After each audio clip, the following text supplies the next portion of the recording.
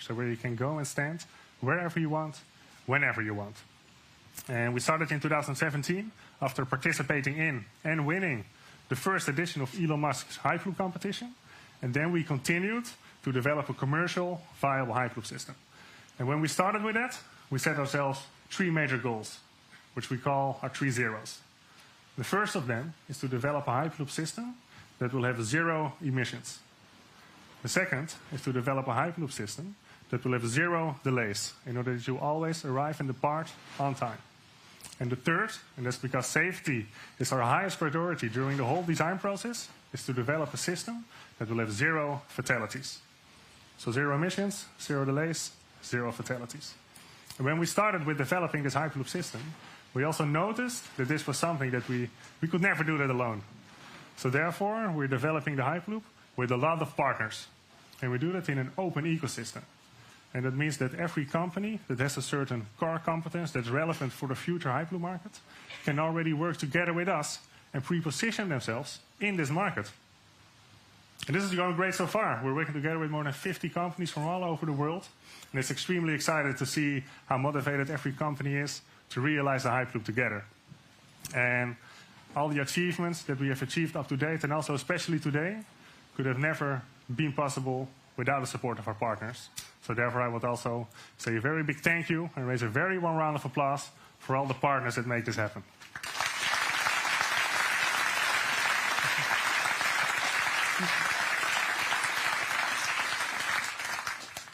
And since our beginning of developing the Hyperloop system, we've already made quite some steps in our 3 core activities.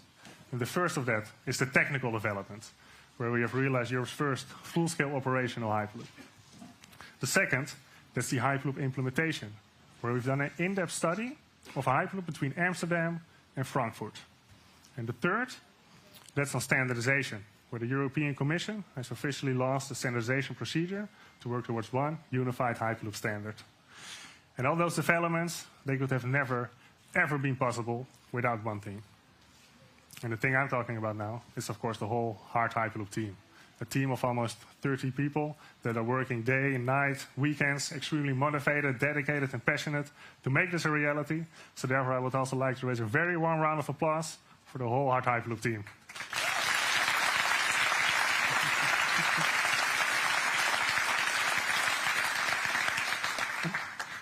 And now we can almost get started with the rest of the program. But before we're going to do that, I would like to take you guys back in time. Back in time to a bit more than 100 years ago. To the moment when the Wright brothers did their first motorized flight with their first aircraft. And I bet back then there weren't many people that could imagine how this would develop and how the airplane would.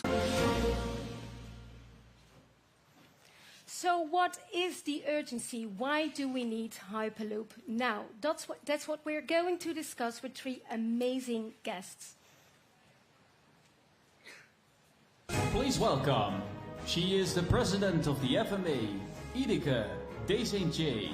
He is the manager modeling and data analysis of transport and environment, Thomas Earl. And he is the chief commercial officer of Hard Hyperloop, Mars Geuze.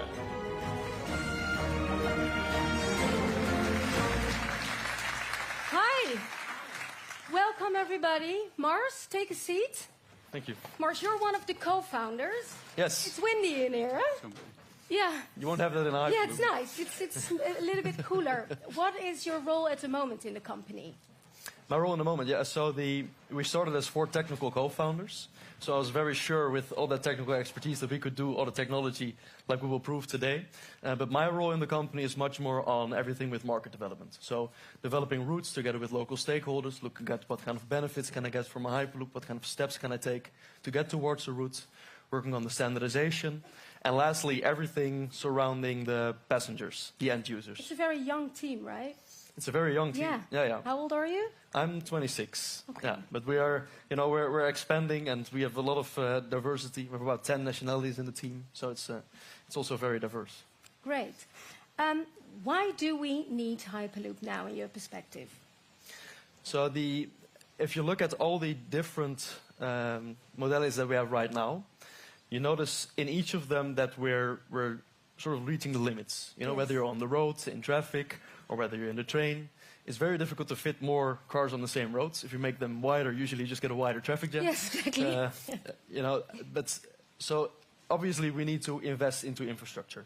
Now, sometimes you also get new opportunities of new modalities, and Hyperloop is one of them.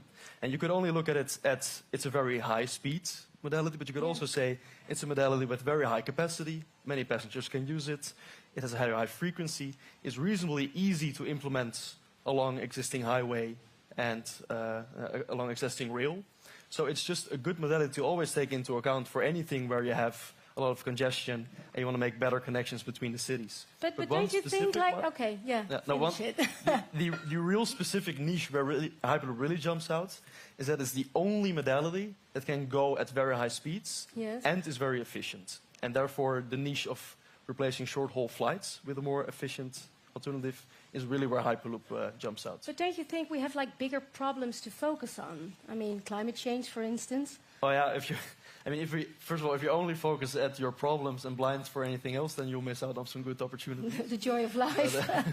But this is also, I mean, this directly fits with problems that we have. I mean, if we're talking about climate change, and you can have the growth, you don't have to limit people's mobility, and you can do that with a sustainable alternative, that's exactly where Hyperloop would fit. Okay, cool.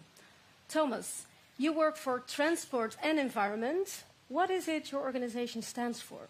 Okay, so Transport and Environment is a Brussels-based NGO. So we represent Europeans at the European level. And you're from Sydney, right? I'm from Sydney, but I've been living in Brussels for 3 years. Thank you. Cool. And so we, as the name suggests, we work on transport and environment-related issues. And we work with 50 membership organizations. So in the Netherlands, we work with Natuur en Milieu and Milieudefensie and other organizations around Europe. And we push for the cleanest policies possible to decarbonize transport in Europe. And if you compare taking the plane by taking Hyperloop, what is the difference? That's a good question. I don't know yet Mars, do you know? You're smiling. So we are aiming at being about 10 times as energy efficient as the airplane. But of course, there's still a lot of things that we have to prove there. Yeah. But that's sort of the figure that we're aiming at. Yeah. So, I mean, in that respect, I think if we can take those numbers as they are, that would be fantastic, because Tim had pointed out in his speech that European aviation is growing 5% year on year, and so that means a doubling every 50 years. And we know that there's non-CO2 effects of aviation, so cirrus cloud formation, which almost doubles this effect. Yeah. And there's no current policy to limit or even reduce this kind of growth.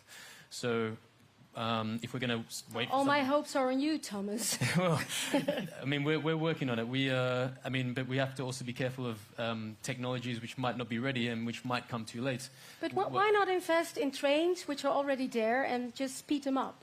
So that's a great question. I mean, trains currently are one of the cleanest and most efficient ways